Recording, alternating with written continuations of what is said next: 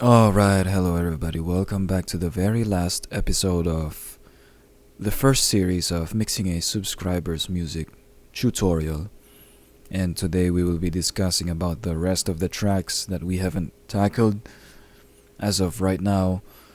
I apologize to you guys for this video that hasn't been able to upload last week. It should have been able to upload since last week, but I'm sorry I wasn't able to film a video for you guys. So this video has been long overdue, and now thank God I'm able to give it to you guys out there who have been listening to this series and hopefully learning from it, because that's the point of all of these videos, is for you guys to be able to learn from.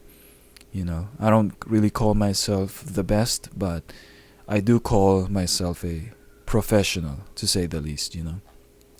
Anyway, let's get started. So we stopped at the overheads, as far as I remember. There's not really a whole much to discuss about the bass, because all of this is just trim plugins done during the gain staging.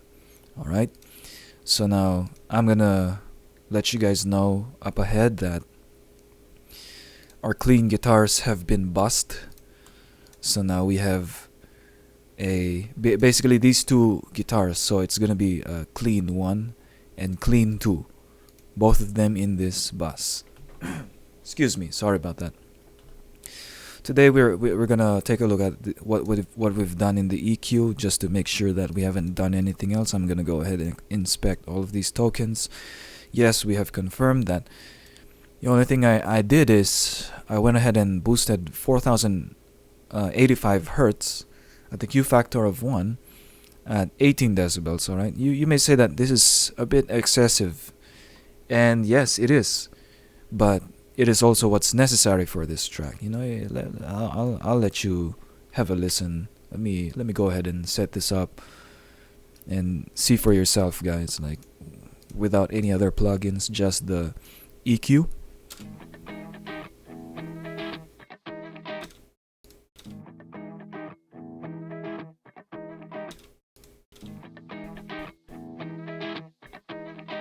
Alright, the goal here is to just make it a little bit more brighter, because I noticed that with this real-time analyzer from the F6 EQ is that the frequencies over here are a little bit quieter, a little bit more conservative, so I wanted to change that, so I added 18 decibels of it over here. Alright, so what this does is it makes your clean guitar sound cleaner. It's not just warm. Well, the technical terms is actually it makes it sound a little bit brighter, as opposed to having it sound too warm. In fact, let me show it to you again.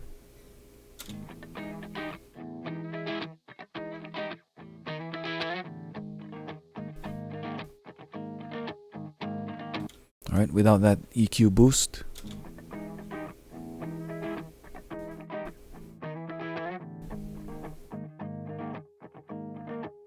Alright, it's much darker, so I really wanted that boost over here. The reason for that boost is so that your electric guitar is not too your clean guitar. I don't want my clean in this case my client's clean guitar to be too dark, and I wanted it to be able to sit on the mix properly, or should I say I want it to have a little bit more presence for the entire mix, so that it'll show up to the entire mix. And the reason, and as a follow-up for that, I've gone ahead and compressed 8 decibels.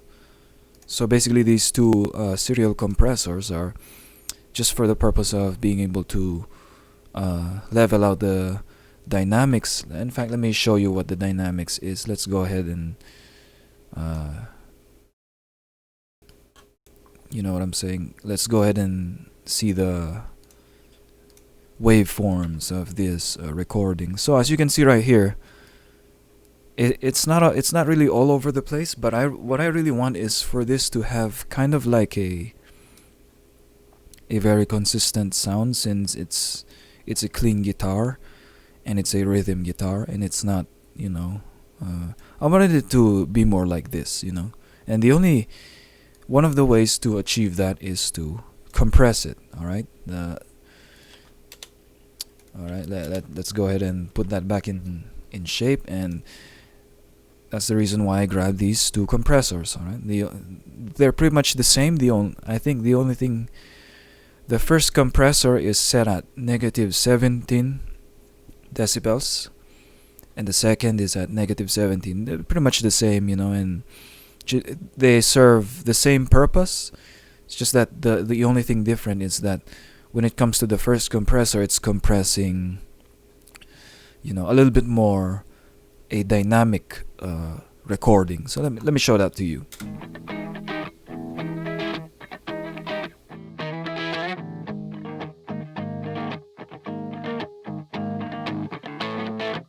Alright, and that's what this compressor is doing. See, if you can see right here, the waveform still has its peaks, it still has its highs, and it still has its lows, you know, and things like that, you know, and everything in between. So what this first compressor does is it flattens the dynamics by 4 decibels, you know, and it also it has an output makeup gain of 4 decibels just to kind of flatten the dynamics. And same with this one here. Let me show you what this second compressor does, you know, and what kind of waveforms you will see on the second.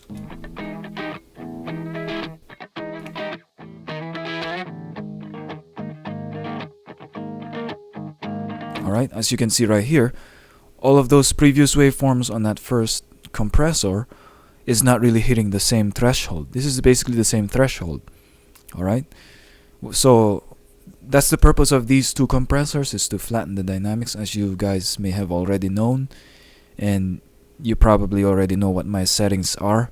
Fastest attack 100 ms release with the ratio set to 20:1, and yeah, makeup gain is at 4. That's all you need to know. Moving on, let's go ahead and put in this chorus right here. See what it sounds like with and without the chorus.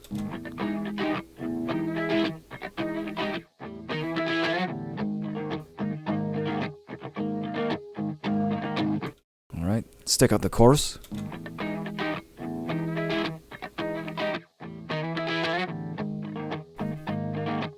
Sounds a little bit dry with that chorus.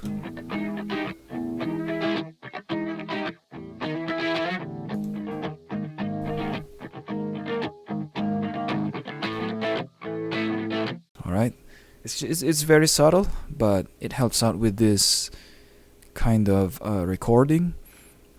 So just to let you guys know what my settings are, the delay setting is at 15 ms. My depth is at 0.75 ms. My stereo is at 90 degrees. And the other things that I've moved is this cross cutoff frequency. It's at 8 hertz. That's pretty much it, you know. That's pretty much that I've done to mess with this clean guitars, you know, and that's pretty much it, you know. Let's move on. What else did we do? This is just gain staging. I'm gonna let you guys know after I've discussed which plugins I've used. I'm gonna let you guys know what are the volume settings, or you guys can just look what the volume settings are. Anyway, gain staging, and then for start 19. What I've done is I've just gone ahead and grabbed a stereo enhancement plugin. In this case, as you may have already known, I like to use a reverb plugin on it, except I don't want it to reverberate. So let me play to you what this sounds like with and without this stereo plugin. Let's see if I can bring this one to you. Alright, let's solo this one out.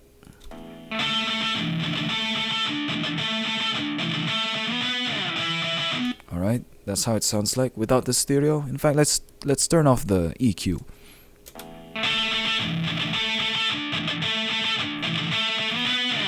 With the stereo. Alright, it's only for spreading it around. I just didn't. I didn't want it to stay on stereo because it's not necessarily the lead guitar. So I wanted it. It's one of the rhythm guitars, distorted guitars. So I wanted it to be a little bit more stereo, and I didn't want it like this is what I do when I cannot really decide whether I should pan it hard left or pan it hard right. You know, this is what I do. All right, moving on. Let's go ahead and let's see what we've done with the EQ. I'm gonna go check out my tokens if what we've done. Reason why I'm checking all of my other tokens is so that I don't miss anything here, and I'll be able to discuss with you guys everything that I've done, every moves that I've done. All right. So with token number 5, what I've done is I've gone ahead and set it to 2746 hertz, Q factor of 1, 0 decibels of gain. But with the compressor side of things, I've gone ahead and set the range to negative 18 decibels. Threshold is also at negative 18. Fastest attack, fastest release. You know, so this is basically 0.5 ms attack and 5 ms release. You know, I want it to be like as fast as possible. I wanted to capture every, in this area of 2746. I wanted to capture every little bit of it. So let me show you how it sounds like or what it's doing.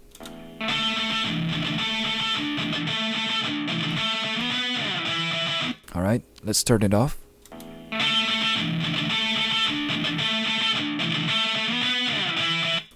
It's a very subtle change, but what I'm doing is basically I'm just attenuating this area right. In fact, let's solo it for you. See what we're working with.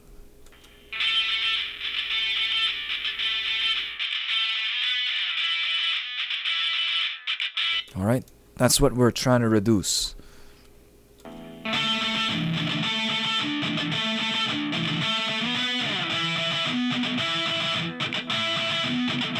Alright, yep, that's basically it. You know, that's what I'm doing. That's what we're trying to achieve here, just to control this so that it wouldn't be too loud. If you'll pay attention to the real-time display, analyzer display, this is the loudest frequency in this guitar. And so we're just trying to control it. I believe it's doing 4 decibels of reduction. Let me see.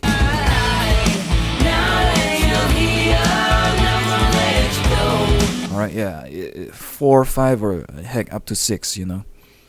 So basically, yeah, that's pretty much it. You know, that's what I've done for start 19. Let's move on. We're gonna go ahead and go to leads. Alright, so first plugin, alright, is a flanger. I've gone ahead and grabbed a flanger, set the delay to the fastest delay, the depth at 1.9, or you could say 2 ms, you know, and the rate is at 0.22 hertz. Phase is at 180 degrees. Damp 0 settings with a damp, and with the shape I've gone ahead and all the way to the what is this, T? I don't know if it's sine wave or whatever. I'm not really sure. I have to admit to you guys, I don't really know what this flanger sounds like or how this flanger behaves. But I've gone ahead and done with these settings because this is for me this is the sweet spot for this particular guitar. You know, feedback is at 50%. Inverse feedback, nope. Off. Inverse wet, nope. And the dry signal is at all the way to 0, same as wet, and the crossover is at -6. Alright, I'm gonna show you how it sounds like before, with or without the flanger, you know. Let me drag that to a place where it's oh my bad. What is this? Leads one. Okay, there it is. Let me show you how it sounds like.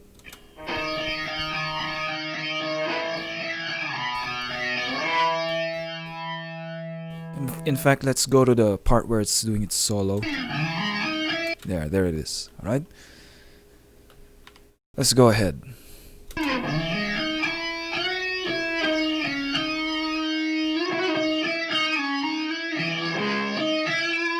Alright, without the flanger.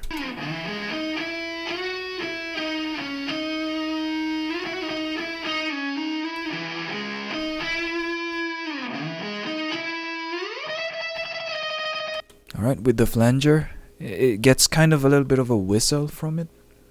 Let you guys hear it.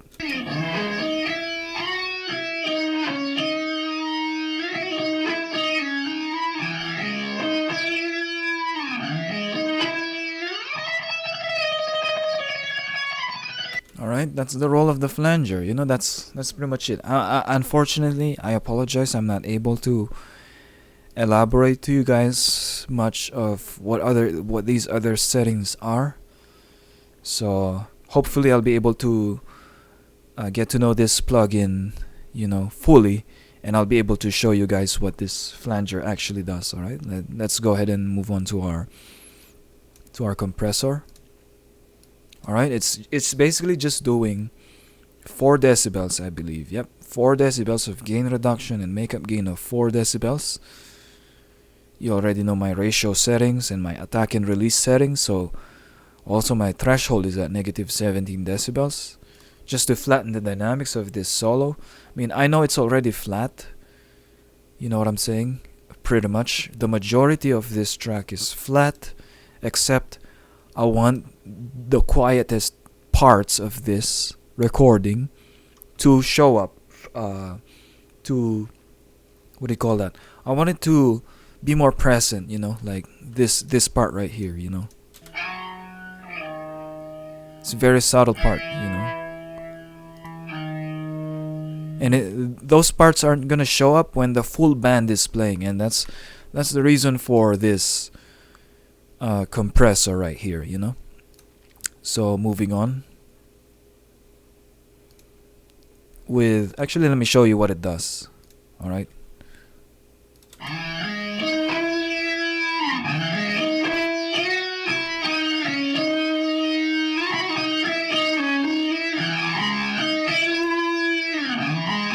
Let me show you the actual waveform of it from this to this.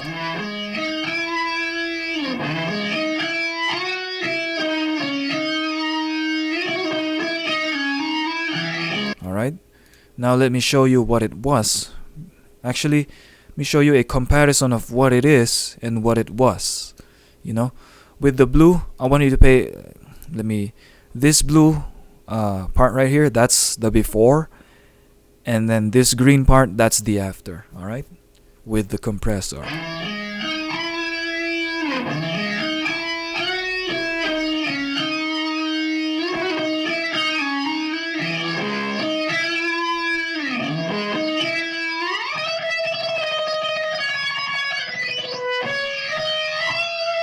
Alright, so that's basically what it is. With this blue, this is the before waveform. Let's see if I can maximize it for... Oh no, it doesn't show it anymore. Let's play it again.